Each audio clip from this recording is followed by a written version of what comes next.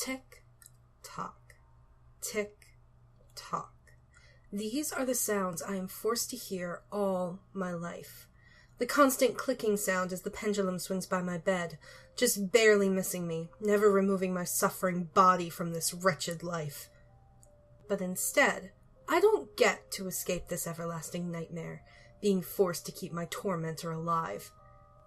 Now, while I wouldn't call myself a clockmaker, as I did not forge this beast, I would call myself a clock hand, or engineer. Another term that would be fitting for myself is slave. I don't know what that old man is scared of, but he doesn't want the clock to stop for anything, not even daylight savings. I have to constantly keep this clock running every second of every day. If this clock stops, I will never hear the end of it. The old man will scream and curse and stomp all over my frail body. Then, he will just go find a new slave to run his machine. Now, many of you would have done this already, and just let the new guy get to work, but not me. I don't want anyone else to have to endure this. And as I lay there on the ground, I hear a small sound, a faint clicking noise. Now, of course, many would have just blended this in with the normal ticking of the clock, but not me. I listen closely to the clicking, trying to time the clicks with the pendulum.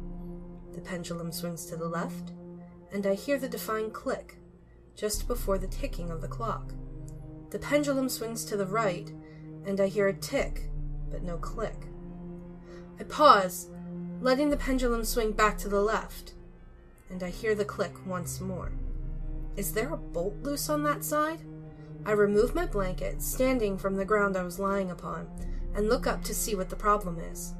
There it is. The anchor is off, and isn't hitting the escape wheel at the right time. I move toward the closet to get my ladder when I hear the clicking get louder.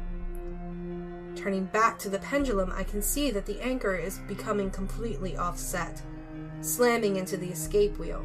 Before long, the escape wheel will be completely broken, or one of the pallets will break. I'll have to work fast. I grab my ladder and tools from the closet and make my way to the pendulum, ducking low as to not be hit by the weight. Just as I set up my ladder, I hear the doorknob turn, and it creaks open. The old man looks at me with such anger, his nightgown reaching down to his ankles and his cap crooked. "What is going on up here?" "The anchor is broken, sir. I'm fixing it." "You better. I'm not paying you to sit around while the clock breaks." "You don't pay me at all, sir." "Exactly. So maybe you should work harder, and I would consider giving you a raise." I look back to the clock, sighing out a small phrase. "Likewise." The old man snaps at me. "What did you just say?" I look over. "What do you even care about this clock for? The people don't even need it anymore. They all have their own pocket watches or clocks in their homes." The old man shakes his head. "You would never understand the purpose of this clock if it were to stop." A loud sound of scraping metal ends our discussion as we look back over to the clock. The pendulum has stopped, and so has the ticking of the clock. The old man's eyes grow wide with fear. No, no, no, no, no, no. This can't be happening. If the clock is stopped, then that means... He cuts himself short, falling to his knees and letting out a scream like none heard before in my life. I hear the door creak open, and I see a man step inside, his fine black suit perfectly ironed, and his hair combed, but there was something about him that was off. His eyes. Whereas the rest of his body seemed to be perfectly human, his eyes were nothing more than two black orbs inside his skull. He smiled. "Well, I see I have returned." The old man continued screaming. "Oh, don't be like that. There's nothing to scream about. It's just a deal." I looked at the man. "Who are you?" He chuckled a bit.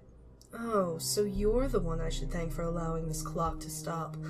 Allow me to introduce myself. My name is... Well, what do you call me here? Oh, I got it. My name is Mr. Scratch. Or you might also know me as the Devil." I nodded. "And what is it you want?" He smirked. "Well, let me explain." He walked back over to the old man. "Me and the old man here had a deal a while back. You see, our friend here liked to gamble, and gamble he did. He gambled all the way to his death. See, while our friend here liked to gamble, he also liked to cheat.